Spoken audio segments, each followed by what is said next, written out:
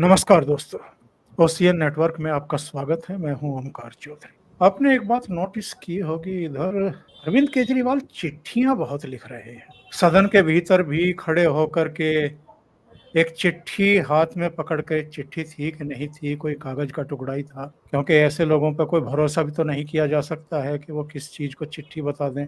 पहले भाषण देते हैं विधानसभा में, उसके बाद फिर खड़े होकर के कहते हैं कि मैं ये चिट्ठी मुख्यमंत्री आतिशी जी को सौंपना चाहता हूँ, और जाकर के फिर सदन के बीच में से निकलते हुए जाकर के मुख्यमंत्री को वो चिट्ठी सौंपते हैं और उनसे कई डिमांड करते हैं उस चिट्ठी में। मेरी तो साहब इतनी उम्र हो गई है और 4 दशक से ज़्यादा का मेरा पत्रकारिता का अनुभव है। मैंने किसी विधानसभा में किसी मुख्यमंत्री को या पूर्व मुख्यमंत्री को या किसी भी नेता को इस तरीके से सदन के भीतर ड्रामेबाजी करके अपनी सीट से उठ करके और जाकर के मुख्यमंत्री या उप मुख्यमंत्री या किसी मंत्री को चिट्ठी सौंपते हुए तो कम से कम नहीं देखा है। लेकिन उनको पता है कि ये एक ड्रामेबाजी कर ली जाए, यानी हर तरह के हाथ पैर मार लिए जाएं, तो केवल सदन के भीतर नहीं, सदन के बाहर भी। और आज तो इनके सौरभ भारद्वाज से लेकर के कई दूसरे लोग जो हैं, वो इनकी चिट्ठी लेकर के अब घर घर पहुंच रहे हैं। वो 2 पेज की चिट्ठी है साहब, और 2 पेज की चिट्ठी में इन्होंने क्या क्या नहीं लिखा है और क्या क्या बहानेबाजी नहीं की है कि साहब मुझे जेल में क्यों डाला मोदी जी ने, और वो दिल्ली के कामकाज सारे ठप करा देना चाहते थे। ये वो चिट्ठी है जो ये लोगों में आजकल बांट रहे हैं। इस चिट्ठी पर भी बात करेंगे, इसके अलावा इतने घबराए हुए क्यों हैं, इस पर भी चर्चा करेंगे। और घबराने की एक वाजिब वजह समझ में आ रही है, चाहे दिसंबर के विधानसभा चुनाव रहे हों या उसके बाद अब हरियाणा और जम्मू कश्मीर के चुनाव परिणाम रहे हों, लोकसभा के चुनाव परिणाम भी जो रहे हैं, उन सब से इनको ये संदेश और संकेत तो मिल गया है कि भाई तुम्हारे प्रति लोगों में किसी तरह की रत्ती भर भी संवेदना नहीं है, सहानुभूति नहीं है। पहले इनको लगा था कि जब मैं जेल जाऊंगा यानी गिरफ्तार किया जाऊंगा तो दिल्ली के लोग तो सड़कों पर उतर आएंगे, क्योंकि मैंने दिल्ली के लोगों पर बड़े उपकार कर रखे हैं, बड़ा उनको फ्री फ्री दे रखा है। लेकिन एक चिड़ी का बच्चा सड़क पर नहीं आया साहब। सबने कहा कि ठीक है भाई, जाओ, अगर कुछ धत्कर्म किए हैं, बुरे काम किए हैं, तो कुछ समय तो बिताओ। जैसे वो गुजरात में अमिताभ बच्चन का विज्ञापन आता था कि कुछ वक्त तो बिताओ, कुछ दिन तो बिताओ गुजरात में, तो कुछ दिन तो बिताओ, कुछ महीने तो बिताओ तिहाड़ में। तो फिर तिहाड़ से बाहर आ गए, और तिहाड़ से बाहर आने के बाद से ही ड्रामेबाजी चालू है, विक्टिम कार्ड खेलने की कोशिश। अभी चिट्ठी को भी अगर आप देखेंगे तो चिट्ठी में भी पहला संबोधन दिल्ली के मेरे भाई बहनों लिखा हुआ है।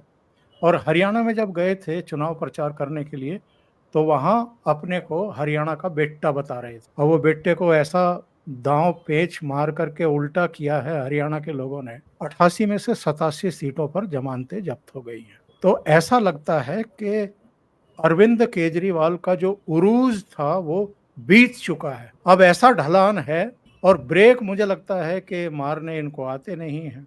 ये तो बहुत ही तेज गति से गाड़ी को दौड़ाते हैं, और जब तेज गति से आप गाड़ी को दौड़ाते हैं तो दुर्घटना तो लाजमी है कहीं ना कहीं, किसी ना किसी मोड़ पर। सपाट सड़कें भी नहीं होती हैं और सड़कें खाली भी नहीं होती हैं, तो दुर्घटना होना तय है। और ऐसा लगता है कि दुर्घटना शुरू हो चुकी है, संकेत इनको मिल चुके हैं। अब हाथ पैर मार रहे हैं कि किसी तरीके से नुकसान को कम से कम किया जाए, और एक संभावना तलाश कर रहे हैं, क्या चौथी बार वापसी हो सकती है।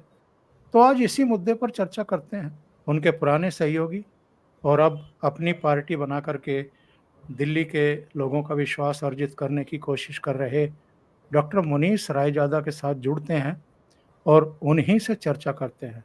मुनीश जी, बहुत स्वागत है आपका। नमस्कार। Thank you very much. नमस्कार।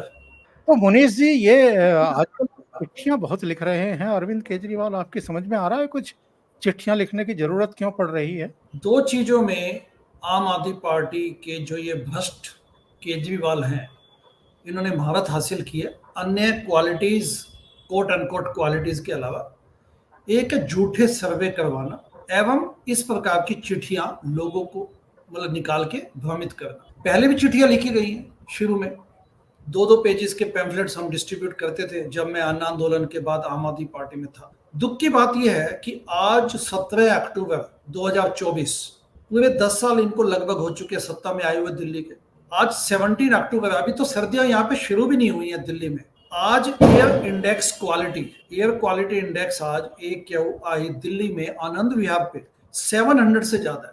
तो आप समझ सकते हैं कि जब धुंध का मौसम आएगा, जब असली सर्दी आएगी, तो क्या होगा दिल्ली के देशवासियों को। और आपने जो अमिताभ बच्चन वाली जो बात कही कि कुछ दिन तो बिताओ दिल्ली में, अब तो इनको 10 साल गुणा 365 कर लीजिए आप। इनको जो इतना प्रचंड बहुमत दिया गया कि आप दिल्ली के लिए कुछ कीजिए, 2015 में 70 में से 67 सीटें मिली विधानसभा में, 2020 में रेवड़ियों के सहारे इन्होंने फिर से 62 सीटें हासिल की। तो उसका हमें मिला क्या दिल्ली वासियों को? कुछ नहीं मिला। झूठ, फरेब एवं भ्रष्टाचार।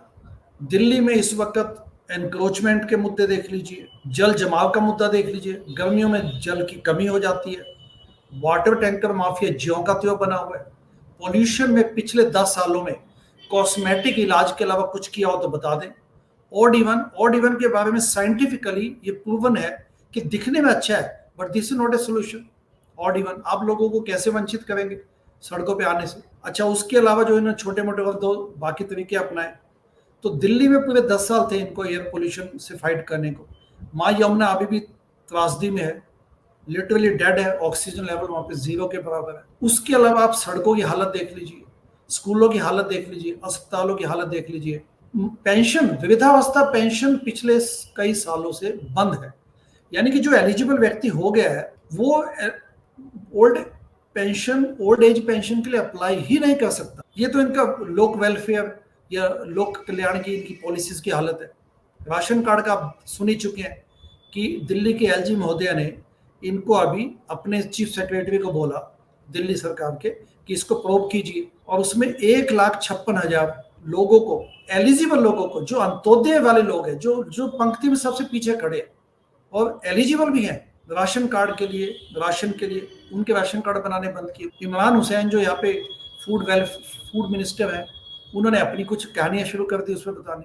तो आप ये देखिए कि न तो ये सेंसिटिव है लोगों की नीड्स को, न ही इन्होंने कुछ काम किया पिछले 10 सालों में, लेकिन खुद शीश महल बना के बैठ गए। तो इन पे तो ओंकार साहब, इन पे फिट होता है ये लाइनें, ये पंक्तियां कि लोग जो गरीब थे वो हकीर हो गए, लोग जो गरीब थे हकीर हो गए। हम लोग यहाँ पे सड़कों पे आ चुके, लिटरली सड़कों पे आने को मजबूर हो चुके हैं दिल्ली में। लोग जो गरीब थे हकीर हो गए, आप तो अमीर से माला माल हो गए, यानी कि हजूर बिल्कुल बेशरम हो गए। खुद को इस बेशर्मी का इनाम दीजिए, दिल्ली की तबाही का हिसाब दीजिए। अरविंद केजरीवाल ने जो दिल्ली की बर्बादी की है, जो तबाही की है, और जो आज की न्यूज मैंने जैसा आपको बताया एयर पोल्यूशन पे, इस पे तो क्रिमिनल नेग्लिजेंस के लिए इनको बुक किया जाना चाहिए, क्योंकि जो पोल्यूशन है दिल्ली का, साइंटिफिक स्टडीज बता चुकी हैं कि सभी लोग मोर्बिडिटी एवं मोर्टेलिटी इफेक्ट होती है इसकी वजह। एक स्टडी में यह बताया गया था कि लगभग 10 साल इस किस्म के पोल्यूशन में एक व्यक्ति की आय कम हो जाती है। अच्छा, एमसीडी का काम देख लीजिए, एमसीडी में भ्रष्टाचार का अड्डा बना हुआ है, दिल्ली जल बोर्ड की अलग ही कहानी है। तो कुल मिला के अरविंद केजरीवाल के बारे में ये 3 शब्द में अगेन एंड अगेन लोगों को एजुकेट करने के लिए बताता हूं कि न केवल ये भ्रष्ट हैं, उसके अलावा ये इनकॉम्पिटेंट या सक्षम भी हैं, एवं निकम्मे और लेजी भी हैं, सुस्त भी हैं। जो आपने रेफरेंस दिया कि इन्होंने यहाँ पे चिट्ठी निकाली है, इसमें क्या ये पॉइंट नहीं उठता कि जब सुप्रीम कोर्ट ने, पहली बात तो जेल से बाहर नहीं आए, ये सिर्फ जेल से बेल पे सुप्रीम कोर्ट ने इनको भेजा। तो इस पर ये केस तो अभी सब जुडिस है, क्योंकि ट्रायल तो अभी शुरू होना है शराब घोटाले का, जिसके तहत अरविंद केजरीवाल जेल में गए थे, तिहाड़ जेल में 6 महीने काट के आए वहां पे। He is just on the bell. तो ट्रायल इसका चालू होना है, और उस पर उन्होंने आज चिट्ठी में ये लिखा, जो जनसंपर्क इन्होंने आज से शुरू किया और 29 अक्टूबर तक चलेगा, उसमें लोगों को भ्रमित किया जा रहा है। उसमें ओमकार जी, उसमें यह बोला जा रहा है कि मैं करप्ट नहीं हूं, ये स्टेटमेंट है इनकी, मैं भ्रष्टाचारी नहीं हूं, मुझे बीजेपी सरकार ने जेल में रखा ताकि मैं जनता के काम न कर सकूं। तो सुप्रीम कोर्ट को इनको इस बात का नोटिस संज्ञान ले एवं उनको तुरंत प्रभाव से वापस जेल में बुलाए, क्योंकि ये सुप्रीम कोर्ट की, माननीय सुप्रीम कोर्ट की जो बेल की कंडीशंस थी उसकी भी अवहेलना की जा रही है।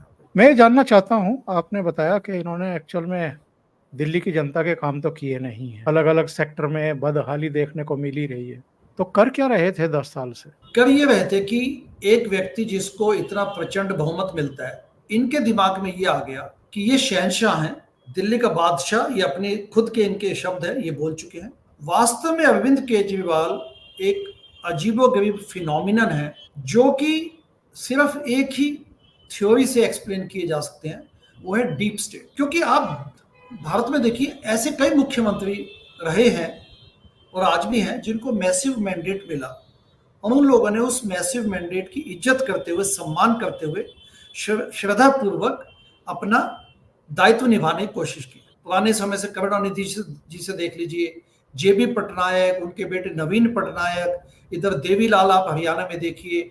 हम असहमत हो सकते हैं उनकी पॉलिटिकल फिलॉसफी से। उधर उमर अब्दुल्ला के जो फादर हैं, फारूक अब्दुल्ला ले लीजिए आप, बाकी उत्तर प्रदेश में देख लीजिए, ऐसी लेगेसीज है। ज्योति बासु देख लीजिए, इन्होंने 20-20 साल, 15-15 साल, लगभग 23-22 सालों तक इन्होंने मुख्यमंत्री का इन लोगों ने अपना दायित्व निभाया। जयललिता थी। अरविंद केजरीवाल को ऐसी क्या जल्दी थी कि जैसे उनको बहुमत मिला दिल्ली में 67 सीटों का 2015 में, तो ये उछल कूद के पंजाब पहुंचने की इनकी तैयारी शुरू हो गई। उसी वक्त जैसे इनको मैंडेट मिला, दिल्ली की समस्याओं को सुलझाने के बजाय ये केंद्र में उस वक्त मोदी सरकार थी 2015 में, उनसे भिड़ने लग गए और लगातार भिड़ने लग गए, उनको कुछ उल्टा सीधा बोलने लग गए। आपका फर्ज बनता है कि आप उसके बाद उनसे आप जो भी सेंटर में गवर्नमेंट है उनसे मिलकर काम कीजिए, क्योंकि आप तो एक स्टेट पार्टी है इस वक्त। मैं 2015 की बात कर रहा हूँ, और आज भी देखा जाए तो इसेंशियली दिल्ली और पंजाब के अलावा कहीं है नहीं ये लोग। तो इनको उस मैंडेट का सम्मान करते हुए, लेकिन नहीं, इनको जल्दी थी, और पीछे से कुछ ऐसी शक्तियां हैं जो इस बात को प्रोप अप किए जा रही है। आप जॉर्ज सोरोस को देख लीजिए, आप मैगसेसे अवार्ड्स की कहानियां इनकी देख लीजिए, फोर्ड फाउंडेशन देख लीजिए। अभी जब जेल में गए मार्च में, इसी साल मार्च में, तो US department of state immediately टिप्पणी लेके आ गया, व्हाइट हाउस का प्रवक्ता। बताइए ऐसी क्या उनको इमरजेंसी थी, ऐसी क्या जल्दी थी कि एक आम यूनाइटेड नेशन, जर्मनी, कई जगहों से जो है वक्तव्य आ गए। आप ये देखिए। उसके बाद अच्छा, जब इनकी फंडिंग की बातें उठती हैं तो कलाइयां खुलती हैं। कई पाकिस्तान से फंडिंग आती थी, मिडल ईस्ट से काफी इनको फंडिंग आई हुई है। तो यदि आप इनको कनेक्ट करें इन डॉट्स को, इसके लिए नेचुरली काफी पढ़ना पड़ेगा, क्योंकि अगर सुपरफिशियली हम बात करें तो शायद लोग इस बात को कनेक्ट ना कर पाए डॉट्स को। एक बात तो आप भूल गए साहब, पन्नू ने कहा कि हमने 133 करोड़ दिए इनको। जी, 16 मिलियन। और जब ये आए थे न्यूयॉर्क में 2014 में, पहली इनकी विजिट थी after forming the political party. मैं भी तब रिचमंड हिल गुरुद्वारे में इनके साथ था, लेकिन जो इनके अंदर बैठक हुई पनून से, नेचुरली मैं वहां नहीं था। तो ये सब क्या शो करता है। और पनून ने आज तक, एक आतंकवादी है पनून, लेकिन आम आदमी पार्टी के अरविंद केजरीवाल के अलावा किसी और पॉलिटिशियन पे इन्होंने फंडिंग के कोई इल्जाम लगाया तो बताइए आप। कोई ऐसा व्यक्ति नहीं है कि पूरे इंडिया में कोई पॉलिटिकल पार्टी, कोई पॉलिटिशियन नहीं है जिसका नाम उन्होंने लिया हो, कोई नहीं है। तो ये सब विश्वसनीय बातें लगती हैं जब आप इनको लगते हैं, जब आप इन बातों को सुनते हैं। और मुझे लगता है कि एनआईए इसको इन्वेस्टिगेट करे और देशद्रोह के मामले में अरविंद केजरीवाल को सलाखों के पीछे जाना चाहिए। ये जो पन्नू का बयान आया था कि हमने 133 करोड़ रुपया इनको दिए थे, और पीरियड भी बताया कि इस पीरियड से उस पीरियड के बीच में हमने दिए थे, और क्यों दिए थे उस पर भी गुस्सा जाहिर किया कि प्रोफेसर भुल्लर को जो है इन्होंने छोड़ा नहीं। इन्होंने कहा था कि हम सत्ता में आएंगे तो 15 दिन में छोड़ देंगे, तो उस पर भी नाराजगी जाहिर की। वो तो जो आप कह रहे हैं कि एनआईए इसकी जांच करे, तो ऑलरेडी उसके ऑर्डर हो चुके हैं और वो जांच पड़ताल इनकी शुरू हो भी चुकी है। उसमें तो ये नपने ही नपने हैं और इनको हिसाब किताब देना ही देना है। मैंने अपने पिछले प्रोग्राम में भी आपके साथ बताया था, होम मिनिस्ट्री ने एक लिस्ट जारी की थी लोकसभा चुनाव के दौरान। उसमें बताया था कि 2875 करोड़ का तो इनका शराब घोटाला ही है, 78,000 करोड़ का जल बोर्ड घोटाला है, 5,000 करोड़ का क्लासरूम निर्माण घोटाला है, 1,000 करोड़ का नकली दवाइयों का घोटाला है, 4,000 करोड़ का लैब एक्सरे घोटाला है, 1850 करोड़ का गाड़ियों में पैनिक बटन का घोटाला है, 1,000 करोड़ का बस खरीदी में घोटाला है, 125 करोड़ का शीश महल घोटाला है। तो ये तो साहब अन्ना के चेले ऐसे निकले, ये तो सत्ता में आने के बाद सड़कों की तरफ थोड़ा ध्यान दे रहे थे, या जो पॉल्यूशन की स्थिति है उसको थोड़ा ठीक करने के लिए आए थे। और इवन कर देंगे, ये इनका कम एहसान था क्या दिल्ली वासियों पे और दिल्ली आने वालों पे? ये कहते थे कि हम तो हर 5 साल गुजरने के बाद कहते थे, 4 साल गुजरने के बाद, कि बस 5 साल में यमुना को हम ऐसा कर देंगे, पूरा परिवार शाम के समय आप यमुना जी के घाट पर एंजॉय करेगा, उसमें डुबकी भी लगाएगा, उसका पानी भी पिएगा। तो यमुना की स्थिति क्या है वो देख लीजिए। हर गर्मी में पेयजल संकट जो है, लोग टैंकरों के पीछे भागते हैं बाल्टियां लेकर के, ये हालत करके रखी हुई है इन्होंने। तो क्या अब पब्लिक में एक्सपोज हो गए हैं या अभी भी लोगों का भ्रम बाकी है? देखिए, दिल्ली में मैं पिछले 1 साल से, मैं 2024 के शुरू में यूएसए छोड़ के वापस आ गया था, क्योंकि आपने अभी अन्ना जी का नाम लिया, तो एक प्रकार से आपने उन सभी देशभक्त लोगों के जख्मों को थोड़ा सा ताजा कर दिया, क्योंकि जो एक व्याकुलता के साथ आए थे कि हम जन लोकपाल बिल के माध्यम से भ्रष्टाचार पे काबू करेंगे, एवं जो पार्टी बनी आम आदमी पार्टी, तो एक व्यवस्था परिवर्तन का एक बेचैनी थी उनमें कि हाँ, व्यवस्था परिवर्तन के हम वाहक बने। तो दिल्ली में अन्ना आंदोलन का जो सपना अधूरा था, उसको हम सब लोग मिलकर पूरा करना चाहते हैं।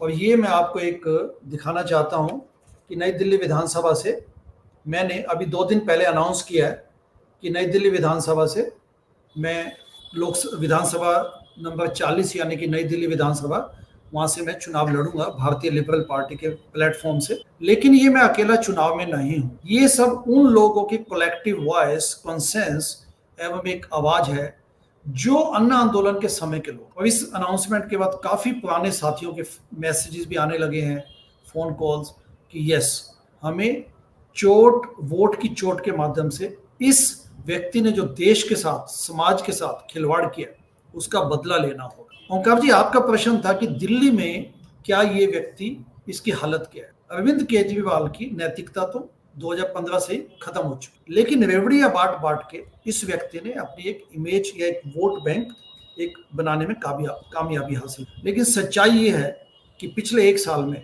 इसका आडंबर इनका और इनका आवरण उतर चुका है।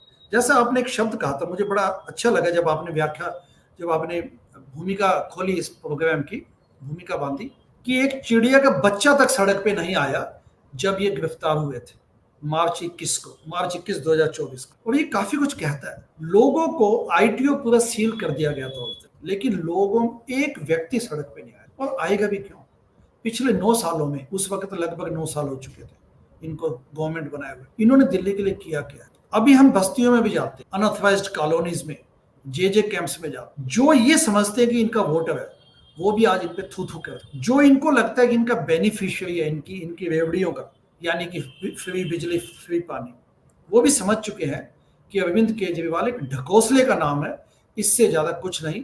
एंड वो इनकी पॉलिसीज की वजह से तंग भी आ चुके। दिल्ली में क्रेडिबल ऑपोजिशन के माध्यम से इनके दिन अब अंतिम दिन है, his days are numbered. And ये फरवरी 2025 में जो चुनाव होंगे, लगभग 3 महीने बाद अनाउंस हो जाएंगे, एंड हम लोग उसकी कैंपेन की तैयारी में भी लगे हैं। मुझे पूरा विश्वास है कि इस दुखद चैप्टर का, ये जो अरविंद केजरीवाल ने जो सताया है लोगों को, एक्सप्लॉइट किया, हैरेसमेंट की है, उसका अंत आएगा, एवं वोट के माध्यम से लोग इस एक आतंक वाले चैप्टर को क्लोज कर पाएंगे। मुझे इस बात की पूरी आशा। लोकसभा चुनाव में दिल्ली में इन्होंने कहा कि जेल का जवाब वोट से दीजिए, तो लोगों ने कहा कि नहीं नहीं, आप जेल में ही ठीक हैं। फिर इन्होंने हरियाणा में भी यही कहा कि आपके बेटे को जो है मोदी ने उठा करके जेल में डाल दिया ताकि मैं अच्छे काम ना कर सकूं, इसका जवाब आपको वोट से देना है, और हरियाणा का बच्चा बच्चा जो है इनको सत्ता से बाहर करेगा। अब मुझे पता नहीं है मतलब कि हरियाणा में बच्चे भी वोट डालते हैं क्या? मेरी तो समझ यही है कि 18 साल से ऊपर के जो युवा हैं उन्हीं को मताधिकार का प्रयोग उनको मिलता है। ये बच्चे की बात कर रहे थे कि बच्चा बच्चा जो है इस सरकार को हटाएगा, वो तो सबने मिलकर के इन्हीं को हटा दिया। 87 लोगों की जो है इनके कैंडिडेट की जमानतें जब्त हो गई, कोई एक बचा, शायद वो जगाधरी वाला या दूसरा, जो जमानत बचा पाया, नहीं तो सबकी जमानतें जब्त हो गई। दिसंबर 2023 में भी जब 5 राज्यों के चुनाव हुए थे तो राजस्थान, मध्य प्रदेश, छत्तीसगढ़ में 205 कैंडिडेट खड़े किए थे, सबकी जमानतें जब्ती नहीं हुई थी। नोटा से भी 50% कम वोट मिला था। लोकसभा चुनाव में हमने देख ही लिया, 22 कैंडिडेट खड़े किए, 3 पंजाब से जीत पाए, 10 तो पंजाब से भी हार गए जहां इनकी अपनी सरकार है। तो ये हम संकेत समझ लें, लोगों ने मन बना लिया है कि बहुत हो गया ड्रामा, बहुत हो गया झूठ, अब इससे आगे हम बर्दाश्त नहीं करेंगे। एग्जैक्टली आपने बड़ी सुंदर व्याख्या की है पूरे इनके जो पिछले कुछ सालों का कंडक्ट है। वास्तव में ये इन प्रदेशों में विभिन्न विभिन्न प्रदेशों में जाके टिकटें बेच बेच के पैसा उगाते। नहीं तो मुझे एक कारण बताइए कि आपने तो हरियाणा काफी कवर किया है, वहां पे हरिभूमि के आप मुख्य संपादक, चीफ एडिटर इन चीफ रहे हैं, हरियाणा के कोने कोने से वाकिफ है आप। नारनौल में आम आदमी पार्टी का ये कार्यकर्ता नरेंद्र यादव, मेरे अच्छे दोस्त भी हैं, वो पिछले 1 साल से आम आदमी पार्टी का परचम उन्होंने लहराया हुआ था, सब अपने खर्चों में। यंग है, एजुकेटेड है, गुड़गांव से अपनी नौकरी छोड़ के, काम धंधा छोड़ के नारनौल में उन्होंने अपने रूट्स में गए। एन वक्त पे 11th आवर पे ऐसे व्यक्ति को रिप्लेस करके जब आप किसी अन्य व्यक्ति को टिकट देंगे तो उससे क्या मैसेज जाता है? यानी कि टिकटें बेची गई।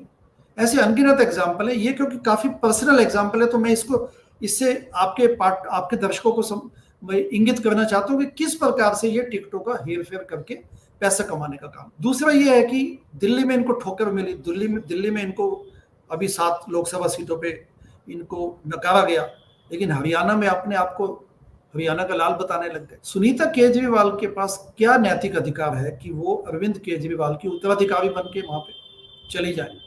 पार्टी में क्या टोटल नपुंसकता है, टोटल स्पाइनलेस पीपल है आम आदमी पार्टी में कि कोई बोलना नहीं चाहता, सब दबे हुए हैं ऐसे?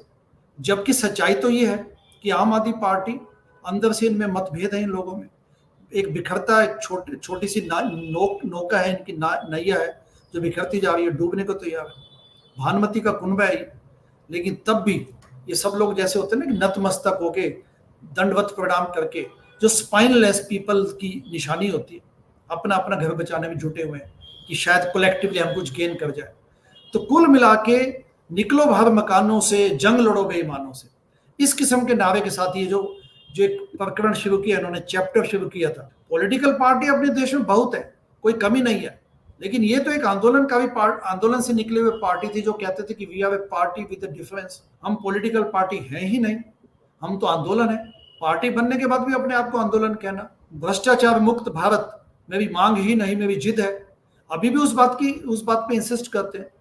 तो इनके आप कंडक्ट में, कथनी और करनी में जमीन आसमान का फर्क देखें, और जनता उस फर्क को समझ चुकी है। ये लोगों को टेकन फॉर ग्रांटेड लेते हैं, लेकिन जनता भी भुगतने के साथ साथ इनकी जो इनकी कुकृतियां हैं और जिनको काला मन है उसको समझ चुके हैं। ये आए तो थे कि तवाइफों के कोठे बंद करने, लेकिन जो सिक्कों की खनक थी उसको देख के नाचने लग गए।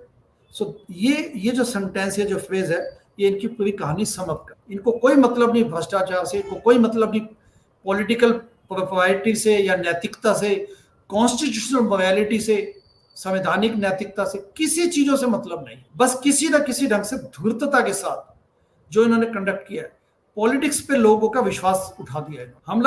हम जब लोग जाते हैं मैदान में, मतलब फील्ड में जाते हैं लोगों से बातचीत करने और अच्छी पॉलिटिक्स की बातें करते हैं, तो लोग कहते हैं कि वो तो अरविंद केजरीवाल वही बोलते थे, क्योंकि हम भी दिल्ली में ही हैं, तो दिल्ली में लोग फिर वो बोलते हैं क्योंकि सताए हुए लोग हैं। ये स्वाति मालीवाल के साथ इन्हीं के रेजिडेंस पे मारपीट करने वाले और बाद में गिरफ्तार होकर के महीनों जेल में रहने वाले इनके पीए विभव कुमार को इन्होंने पंजाब के मुख्यमंत्री भगवंत मान का सलाहकार बना करके भेज दिया है। पहले तो राघव चड्ढा को भेजा था, कुछ गड़बड़ हुई है क्या राघव चड्ढा से हिसाब किताब देने में, और अब विभव कुमार को भेजा है। सुनते हैं कि भगवंत मान के साथ भी इनके कोई बहुत अच्छे रिश्ते आजकल चल नहीं रहे हैं। शुरू में जानकारी आ रही थी कि 5 मिनिस्टर बदले जाएंगे, 5 नए मिनिस्टर लगाए जाएंगे, फिर बाद में सूचना आई कि नहीं भगवंत मान भी चेंज हो सकते हैं। हालांकि भगवंत मान के बारे में जानकारी आई कि उनका स्वास्थ्य ठीक नहीं है, शायद मोहाली के किसी निजी अस्पताल में भर्ती थे, पर पक क्या रहा है पंजाब और अरविंद केजरीवाल के बीच में? पंजाब जहाँ पे फुल मेजोरिटी और फुल स्टेटहुड वाली गवर्नमेंट है, पंजाब दिल्ली के मुकाबले एक फुल स्टेट है, जहाँ पे चीफ मिनिस्टर के पास सिक्योरिटी यानी कि home ministry as well as police का बंदोबस्त भी उन्हीं के हाथों में होता है। दिल्ली के जो मुख्यमंत्री होते हैं उनके पास न तो लैंड का उनके पास अधिकार है, न ही उनके पास सिक्योरिटी या लॉ एंड ऑर्डर, क्योंकि दिल्ली पुलिस सेंट्रल गवर्नमेंट के तहत काम करती है और जो लैंड का जो प्रबंधन है वो डीडीए करते हैं, दिल्ली डेवलपमेंट अथॉरिटी। तो पंजाब के मुख्यमंत्री की हैसियत दिल्ली के मुख्यमंत्री से ज्यादा है। अब जो इस वक्त आपने जो बताया, ये परफेक्ट एग्जाम्पल है कि अरविंद केजरीवाल किस संकुचित मानसिकता के व्यक्ति हैं। इनको ये पच ही नहीं रहा कि एक फुल स्टेट का सीएम उनके ऊपर दिखे, उनसे बड़ा दिखे। शुरू में जेल जाने से पहले जैसे ही वह पंजाब में इनको गवर्नमेंट बनी तो इन्होंने उनकी सिक्योरिटी बंदोबस्त का पूरा इस्तेमाल करना दिल्ली के लिए शुरू कर। जहां भी जाना होता था पंजाब के सीएम साथ में आते थे, दिल्ली से पूरा सिक्योरिटी बंदोबस्त लेके आते थे, उन्हीं के प्लेन्स, उन्हीं के जो पूरा ऑन द रोड उनका सारा वो इस्तेमाल किया गया। अच्छा, फिर जेल चले गए, 6 महीने जेल में काटे। तो जेल में जाने के बाद ना तो भगवंत मान ने उनको उस प्रकार का जो कॉन्फिडेंट एक जो सपोर्ट मिलनी चाहिए थी वो मिली उनसे, और मिलती भी क्यों? क्योंकि आप तो भ्रष्टाचार के आरोप में अंदर गए हैं। तो ये बताइए कि कौन समझदार व्यक्ति आपके साथ आगे खड़ा होगा? क्योंकि जनता तो देखती है सब कुछ, लोकतंत्र में जनता का जो विश्वास है वो महत्वपूर्ण है, वो महत्व रखता है। तो राघव चड्ढा का भी वही हुआ कि राघव चड्ढा, भगवंत मान, इन लोगों का अरविंद केजरीवाल को इस बात की पीड़ा है कि इन्होंने सपोर्ट क्यों नहीं। ओंकार जी, पंजाब से 10 राज्यसभा के एमपीज हैं इनके, अब उनमें से 7 एमपीज, 7-8 एमपीज ने तो एक सिंगल सोशल मीडिया पे एक सिंगल सपोर्ट की कोई सेंटेंस भी नहीं लिखा कि हम अरविंद केजरीवाल के साथ। उन्होंने डिस्टेंस बना लिया। अब क्यों ना बनाए? क्योंकि वो टिकटें इन्होंने बेची थी। जो क्रिकेटर हैं हरभजन सिंह एंड जो लवली प्रोफेशनल यूनिवर्सिटी के जो वाइस चांसलर या जो मालिक कह सकते हैं आप उन्हें, वो लोग उन्होंने टिकटें खरीदी थी पैसों की थैलियां दे दे के। अब ये बताइए कि वो क्यों इनकी सपोर्ट में आए? वो कोई देशभक्ति की वजह से तो आए नहीं थे आम आदमी पार्टी के माध्यम से राज्यसभा में। तो आप समझ सकते हैं कि जब आपके खुद के कृत्य घिनौने हों तो लोग आपकी मदद क्यों करेंगे।